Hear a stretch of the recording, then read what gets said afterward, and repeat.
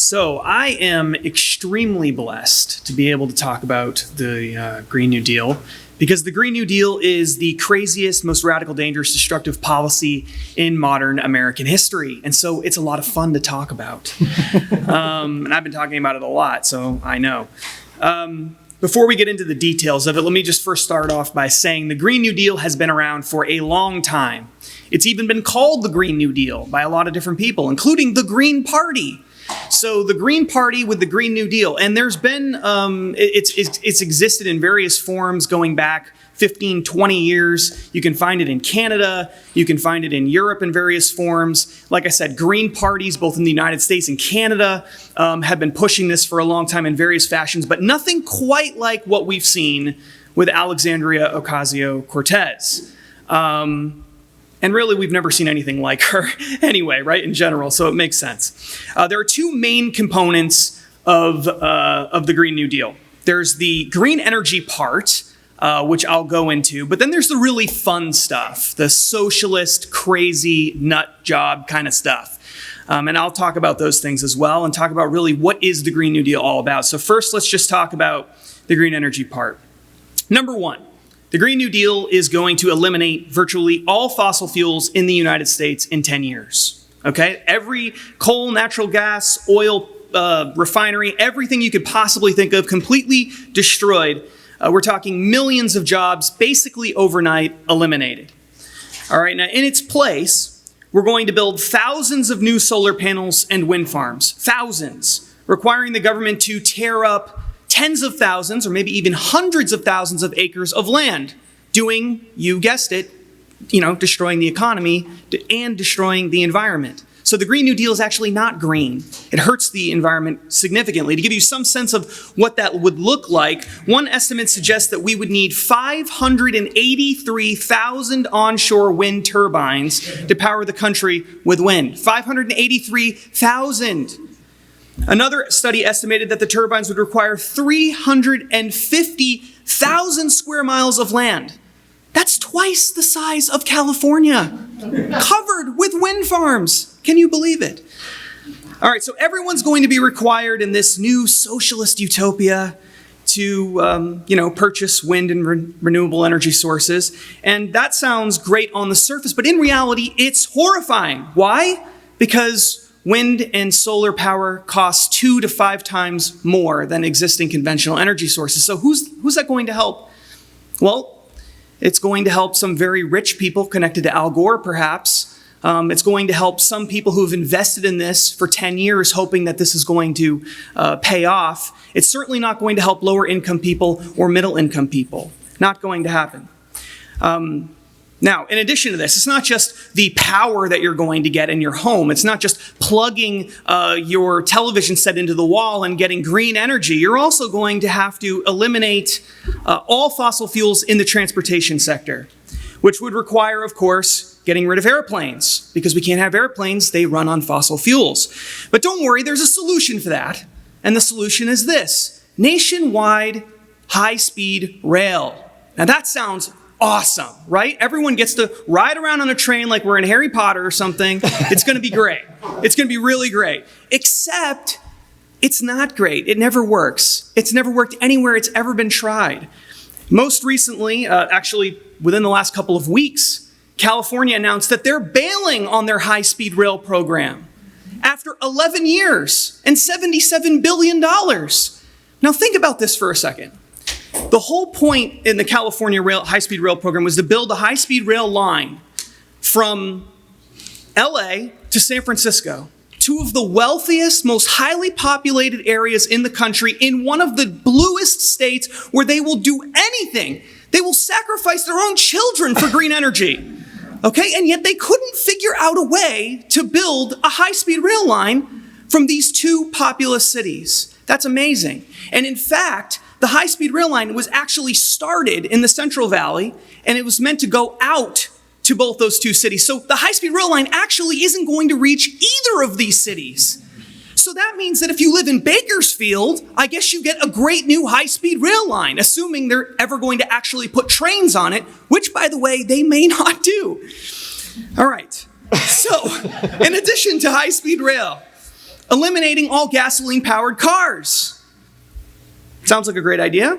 There's 250 million of them. So how much would it cost to replace 250 million gasoline-powered cars? I wonder. Well, the average cost of a Chevy Bolt, which is sort of a mid-level electric car, is $30,000. So if we bought everybody with replaced those 250 million cars with a $30,000 Chevy Bolt, it would be $7.5 trillion. That is more than 1/3 our total national debt right now. $7.5 trillion. But it's not just going to be transportation. It's not just going to be electricity. There's also going to be upgrades. That's the word that's used. Upgrades for every single home and industrial building in the country. They're going to come to your house, the federal government. Doesn't this sound great? The federal government come to your house and upgrade it. But not just for energy efficiency, for, quote, comfort and safety. Yes, that's what I want. The federal government coming to my home and saying, this place isn't comfortable enough. We're going to make it so much better for you. Just put us in charge. Don't worry about it. 115 million housing units in the United States, including apartments, assuming it costs $20,000 on average to upgrade, and that is a tiny, tiny fraction of what it would cost. I know because very recently my wife and I moved into an apartment in Boston, and on day one, because we're the greatest tenants who have ever lived in the history of apartment complexes, we had a fire. We left a box on a stove. The stove we left the apartment. The box burst into flames because somebody must have bumped the electric stove or something. And the sprinklers went off. This is day one. Okay, so you can imagine the neighbors loved us. We're on the 11th floor. The sprinklers went off, flooded all the apartments beneath us. Cost $75,000 to replace. Thank God for insurance. And by the way, just a cautionary lesson, always buy renter's insurance on day one. Always. Okay, so 115 million housing units, $20,000 on average to upgrade, $2.3 trillion. So now we're up to about $10 trillion between just these two aspects of the Green New Deal. All right, that's your personal life. But what about business? Businesses, they're some of the worst offenders. They're horrible. They produce carbon dioxide emissions all the time. We got to stop them.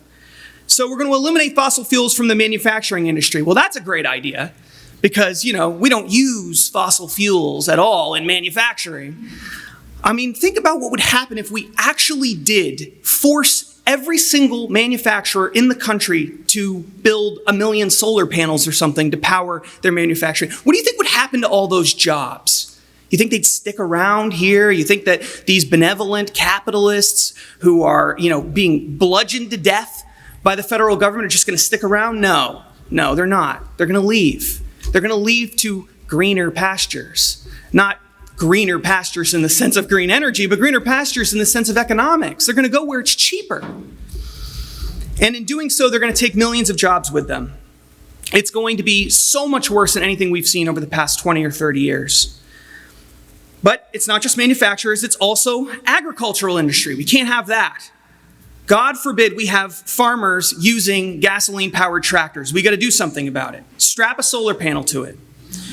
So the Green New Deal would invest in, quote, sustainable farming and land use practices that increase soil health. Okay, now I know it's easy to gloss over something like that, but think about this. Sustainable farming and land use practices. The federal government going to every farm and making sure that they are using their land properly because, some bureaucrat in Washington, D.C. knows how to use the land better than the farmer in Kansas, right? Electric-powered tractors, electric-powered heavy machinery, is that even possible?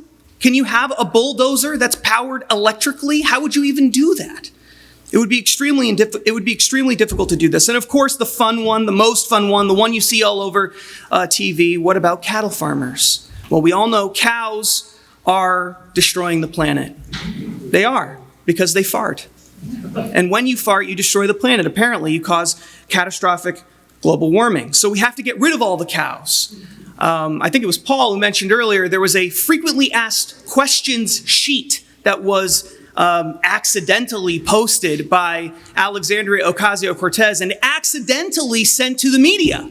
that was answering all of their questions that they might have. And one of them was, well, why can't we just eliminate all fossil fuels? Why are we going to have allow for carbon capture and some of these other technologies? And the answer was, well, because I don't know if we can kill all the cows within 10 years. People might not like that. And they probably wouldn't. All right. So now think about this. We've been told that the purpose of the Green New Deal is to stop a future climate change catastrophe. But if that is really the purpose of the Green New Deal, why would Democrats call for spending tens of trillions of dollars worth of programs that have absolutely nothing to do with stopping a climate catastrophe? I mean, if you believed we were headed in 80 years for a Mad Max post-apocalyptic hellscape world, that this is going to be caused by global warming, then wouldn't you do everything possible, every penny? Wouldn't you spend it all on trying to stop that? Of course you would. And yet, that's not what's happening with the Green New Deal. Some of the most expensive parts of the Green New Deal have nothing to do with green energy, nothing to do with climate change at all.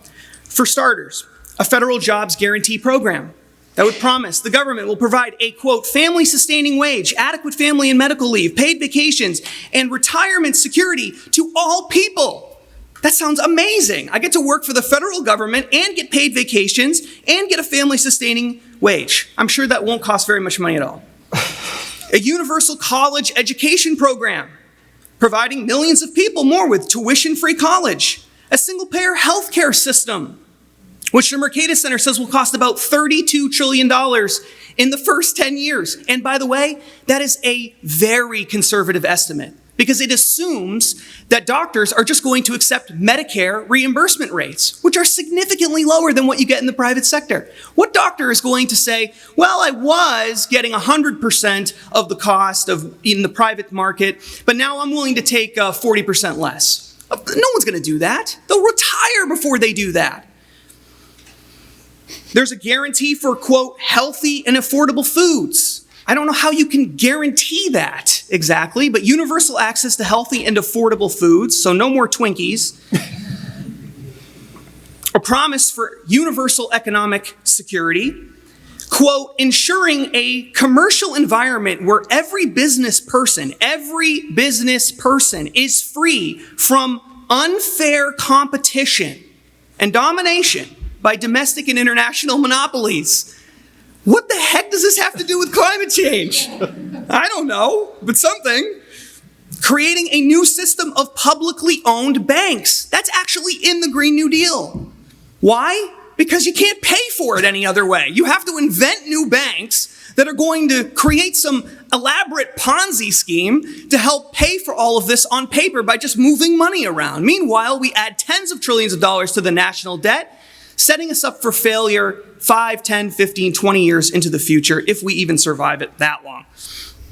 Together, these policies would cost as much as $90 trillion in the first 10 years. $90 trillion. That's more than 4 times our current national debt, which took us more than 200 years to amass.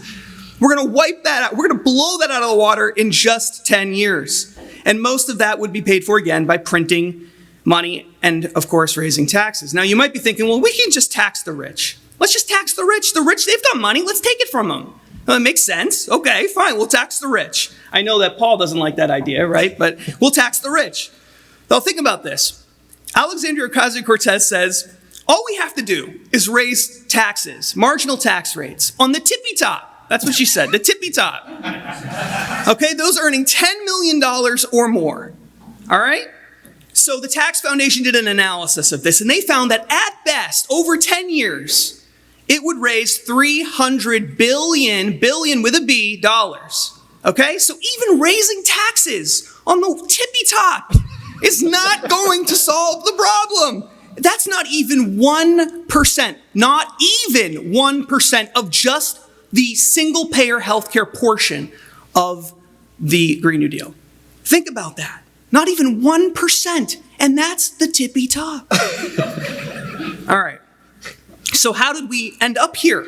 How is it possible that these people haven't been laughed out of Washington, D.C.? How is it possible that we've ended up with this? As these policies show, the Green New Deal isn't about climate change. It's not about saving polar bears. It's about socialism. That's the purpose of the Green New Deal. Climate change is a convenient excuse for the left. It allows them to impose all the policies they have always wanted to impose on us. Always. Forever. With or without climate change, it's a great excuse. The world is in chaos. We're about to all die in 12 years. We have to do something. What can we do? Well, Naomi Klein tells us, get rid of capitalism. Capitalism's no good for the environment. But again, how do we get here? How do we get to a place where so many Americans are willing to support socialism and even call themselves socialists? More than 167 million people have been killed, exiled, or imprisoned by socialist or communist parties in the past 100 years. 167 million people. Let's just stop and think about that. That's more than 50,000 September 11th attacks. Now, do you remember September 11th? Everybody here remembers September 11th. I'm sure just about everybody. Remember how horrible and tragic that was? This is 50,000 times worse. And yet there are people willingly, openly advocating for socialism now. It's the result of decades of the left controlling America's K-12 schools, colleges, Hollywood, and the mainstream press. Whole generations have been indoctrinated into believing that socialism will make the world a better place, even though history has shown repeatedly socialism only brings misery, death, and despair. Over and over and over again, the same story. We see it. This has only happened because we have forgotten. We have forgotten. We, the American people, have forgotten. Not the people in this room, but generally speaking, the American people have forgotten who we are. And we need to remind ourselves of that.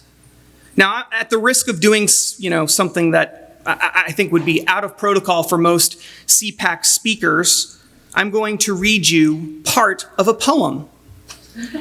And that poem is called The New Colossus. And it was written by a woman named Emma Lazarus over 100 years ago. And it's now at the base of the Statue of Liberty. Now, everyone in this room has heard at least some part of the poem, but not necessarily the poem in context, which is why I want to read it to you. So it says, "Not like the brazen giant of Greek fame, with conquering limbs astride from land to land, here at our sea-washed sunset gates shall stand a mighty woman with a torch, whose flame is the imprisoned lightning, and her name, Mother of Exiles. From her beacon hand glows worldwide welcome, her mild eyes command the air-bridged harbor that twin cities frame." Now, the rest of this is the Statue of Liberty looking out across the ocean, saying this. It's literally in quotes. "Keep ancient lands, your storied pomp," cries she with silent lips. "Give me your tired, your poor, your huddled masses yearning to," what? Be free. No, have a government guaranteed job. Wrong. Universal health care, the elimination of farting cows, government-provided economic security, even those who are unwilling to work, thousands of wind and solar farms, a federal government-led effort to upgrade every single home and business building in the country. Socialism, that's what they've come here for, not for freedom. No, of course not. Yearning to breathe free. And then it hammers this point home. "The wretched refuse of your teeming shore. Send these, the homeless, tempest-tossed to me. I lift my lamp beside the golden door." The golden door to what? To freedom. Now, I think it's so easy to miss the point here. This is so powerful. Think about what the Statue of Liberty is saying. Looking back at the old world, the old way of doing things. Keep ancient lands, your storied pomp. Keep your kings, your castles, your princes and principalities. Keep your gold. We don't want it. Instead, give me your tired, your poor, your huddled masses yearning to breathe free. The wretched refuse, the homeless, tempest-tossed. Send the homeless. We would rather have the homeless than have your old ways. Why? Because in America, a man whose pockets are empty, but whose heart is filled with a desire to be free, is more valuable to us than anything else. Anything the old world has to offer. That's what this poem says. We have forgotten this. We've turned this into a poem about immigration. It's This isn't really about immigration. This is about who we are. We have to remind the world of that reality, or liberty will soon perish. Give me your tired, your poor, your huddled masses, yearning to breathe free. The homeless, the wretched, send these to me. I stand by the golden door to freedom. I stand by the golden door to freedom. You stand by it. And I've come here today to ask you, stand by me, by the golden door. Thank you.